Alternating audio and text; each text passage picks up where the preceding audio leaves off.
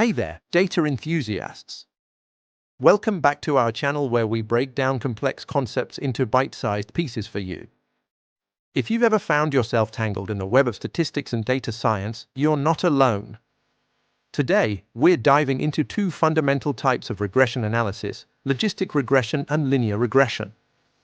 By the end of this video, you'll know how to differentiate between them and when to use each one. So, let's get started. But first, let's ask the big question: what's the difference between logistic regression and linear regression? And why should you care?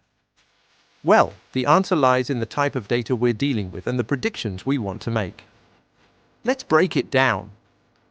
First up, let's talk about linear regression. This is a statistical method that models the relationship between two variables by fitting a linear equation to observed data. It's great for predicting continuous outcomes. For example, let's say we want to predict someone's weight based on their height. In this case, we can create a straight line that best fits our data points. The equation might look something like this: weight equals a asterisk height plus b, where a is the slope of the line and b is the y-intercept. So, if we know someone's height, we can plug in that value to predict their weight. Let's say we have the following data: a person who is 60 inches tall weighs 115 pounds, while another who is 72 inches tall weighs 180 pounds. Using linear regression, we could create a model that helps us make predictions for other heights we didn't measure. Now, let's switch gears and talk about logistic regression. Unlike linear regression, logistic regression is used when the outcome we're predicting is categorical.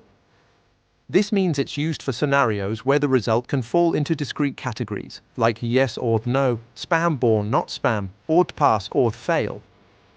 For instance, let's say we want to predict whether a student will pass or fail a course based on the number of hours they study.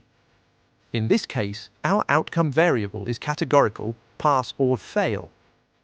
With logistic regression, we use a logistic function to model the probability of the student passing. The equation looks quite different from linear regression. It's often represented as p equals 1, where a z is a linear combination of the predictors. This function gives us a value between 0 and 1, which we can then interpret as a probability. For example, if a student studies for 5 hours, our logistic regression model might predict a 70% chance of passing. If we wanted to classify that outcome, we might say that if the probability is greater than 0.5, they pass. If it's less, they fail. This is how logistic regression allows us to make binary predictions. So, what's the key difference between the two?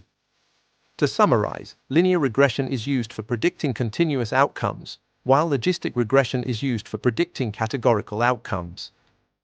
Linear regression gives us a straight line, and logistic regression gives us an S-shaped curve, which represents probabilities. Another important difference is how we assess the fit of the model. With linear regression, we often look at R-squared values to understand how well our model explains the variability of our data. In contrast, with logistic regression, we might look at metrics like accuracy, precision, recall, and the area under the ROC curve to evaluate the model's performance.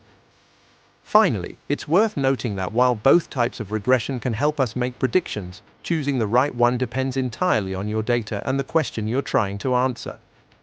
Alright, folks, there you have it. Today, we learned the essential differences between logistic regression and linear regression, along with real-world examples to make these concepts clearer. Remember, linear regression is your go-to for continuous outcomes, while logistic regression shines when you're working with categorical data. If you found this video helpful, don't forget to give us a thumbs up and share it with your friends who might also be interested in data science. And if you have any questions or topics you'd like us to cover next, drop a comment below. We love hearing from you. Thanks for watching, and we'll see you in the next video.